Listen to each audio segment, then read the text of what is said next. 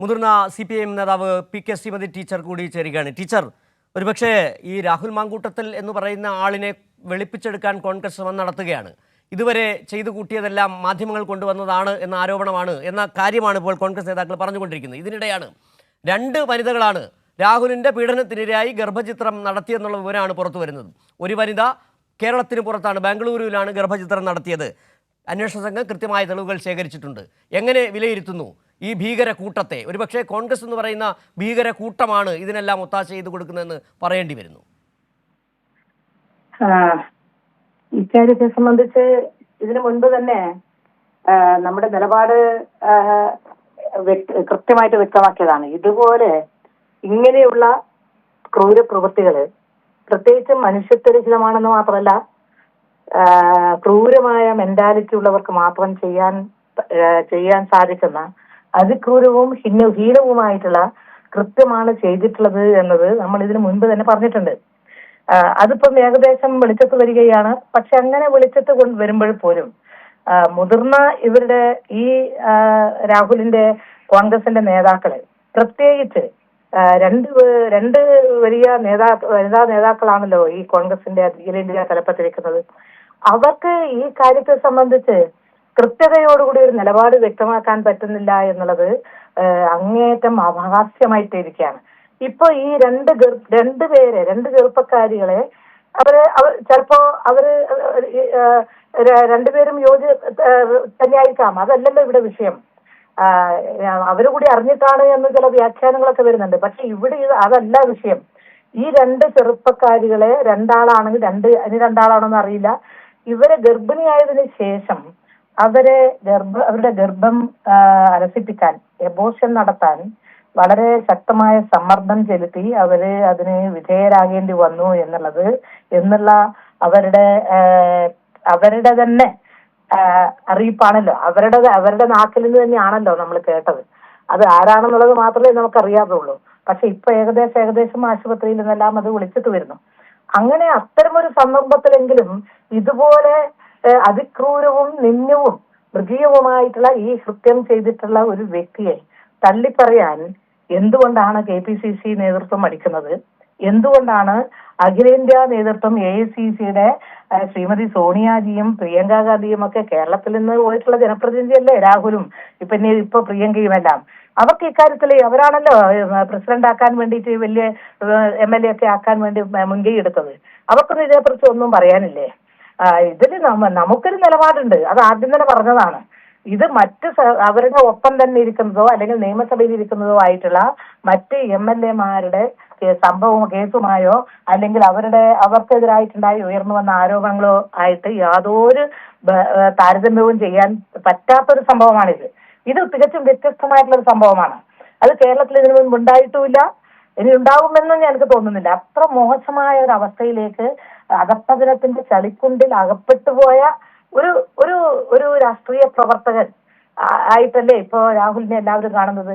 അങ്ങനെ ഒരു സന്ദർഭത്തിൽ ന്യായയുക്തമായ വിധത്തിലുള്ള ഒരു നിലപാട് സ്വീകരിക്കാൻ എന്തുകൊണ്ടാണ് കോൺഗ്രസിന് സാധിക്കാത്തത്? അതിന് അവർ ഉത്തരം പറയണം. അത് തീർച്ചയായിട്ടും ഇതങ്ങനെ എല്ലാ കള്ളവും എല്ലാ കാലത്തും ഒളിപ്പിച്ചു വെക്കാൻ ആർക്കും സാധിക്കില്ലല്ലോ. എന്നെങ്കിലും ആ സത്യം പുറത്തു വരും എന്നുള്ളതിന് ഇപ്പോ വ്യക്തമായല്ലോ. ഇപ്പൊ പെൺകുട്ടികൾ അവരുടെ ശബ്ദത്തിൽ അവർ പറഞ്ഞത് കേട്ടു, നമ്മൾ കേട്ടു, നമുക്കറിയില്ല. പക്ഷെ ഇപ്പോ പത്രമാധ്യമ പ്രവർത്തകർ, ചില ചെറുപ്പക്കാരികൾ, പരിചയമുള്ളവർ അവരെ പോയി കണ്ട് എന്നിട്ട് അവര് പറയുന്ന കാര്യങ്ങളും നമ്മൾ കേട്ടു. ഇതിനപ്പുറത്ത് ഇനിയിപ്പോ എന്ത് തെളിവാണ് വേണ്ടത്? അവരെ ചോദ്യം ചെയ്താൽ മതിയാവും. അവര് പറയുമല്ലോ. ഇത് ഞാൻ പറയുന്നത് ഈ പെൺകുട്ടികളോടല്ല, അവരുടെ ജീവിതം ഇങ്ങനെ ആയി എന്നുള്ളത് കൊണ്ട് മാത്രം ഇനി മറ്റുള്ളവരുടെ ജീവിതം ഒരാൾക്കും ഇങ്ങനെ ഇടവരുത്താതിരിക്കണമെങ്കിൽ ഇത്തരം പെൺകുട്ടികൾ ധൈര്യസമേതം നിയമത്തിന്റെ മുൻപിൽ വന്ന് അല്ലെങ്കിൽ കോടതിയുടെ മുൻപിൽ വന്ന് ജുഡീഷ്യറി അല്ലെങ്കിൽ ഏതെങ്കിലും രഹസ്യമായിട്ട് പറഞ്ഞ് മൊഴി രേഖപ്പെടുത്തണം. അല്ലെങ്കിൽ ഭാവിയിലും ഈ സാംസ്കാരിക കേരളത്തിന് ഇത്രയേറെ നാണക്കേട്, അധപ്പതനം നില തീർത്താൽ തീരാത്ത കളങ്കം കേരളത്തിന്, സാംസ്കാരിക കേരളത്തിന് ഉണ്ടാക്കി വെച്ചിരിക്കുകയാണ്.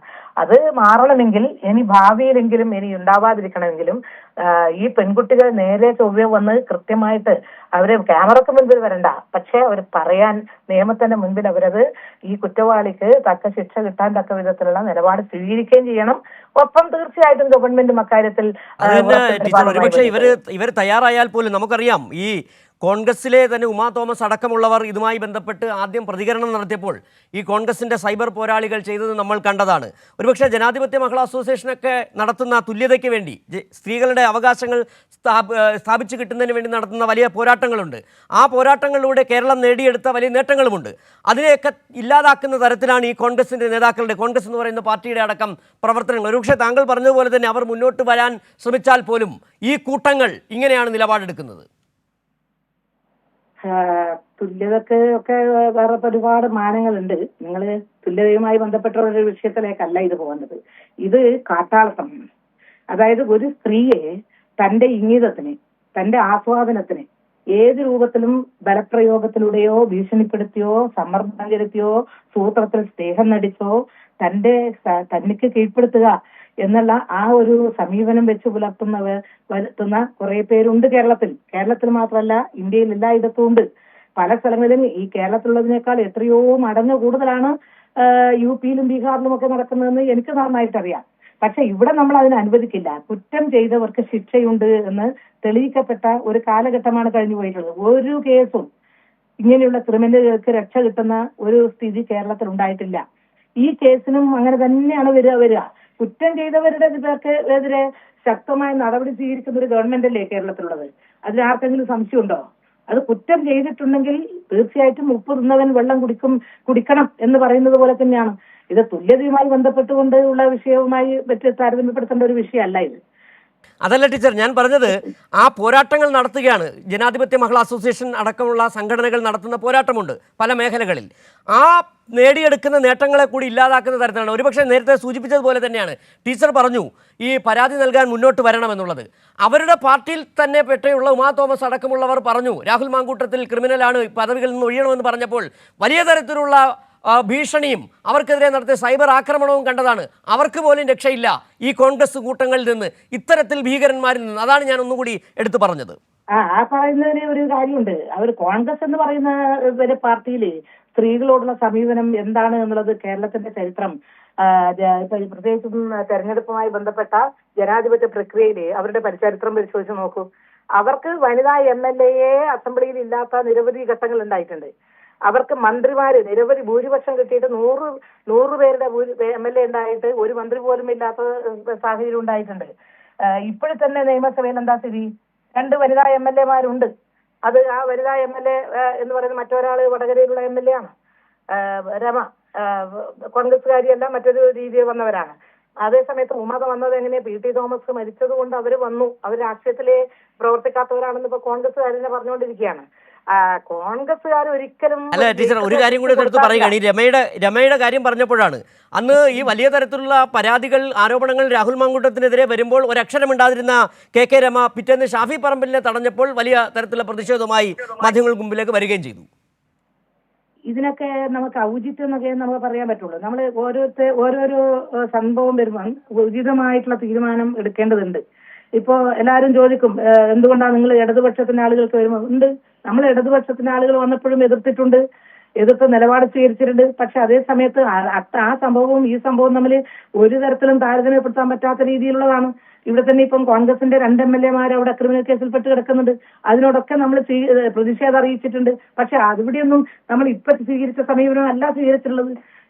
ഓരോ സന്ദർഭത്തിലും നമ്മൾ ഞങ്ങളുടെയൊക്കെ നിലപാട് ഞങ്ങൾ അറിയിക്കുന്നുണ്ട്. പക്ഷെ ഈ ഔചിത്യം എന്ന് പറയുന്നത് തീർച്ചയായിട്ടും വളരെ പ്രധാനമാണ്. ഇങ്ങനെ ഒരു നാണം കെട്ട അവസ്ഥ കേരളത്തിൽ ഇതിനു മുൻപ് ഉണ്ടായിട്ടില്ല എന്നിരിക്കെ തങ്ങളുടെ ഒന്നിച്ചു നിൽക്കുന്ന ഒരാളാണ് എന്നുള്ളത് കൊണ്ട് ഒരു വൃത്തികെട്ട സമീപനം സ്വീകരിക്കുന്നത് ആർക്കും ഭൂഷണമല്ല എന്നാണ് എൻ്റെ അഭിപ്രായം. ശരി, വളരെ നന്ദി ശ്രീമതി ടീച്ചർ ഈ സാഹചര്യത്തിൽ പ്രതികരിച്ച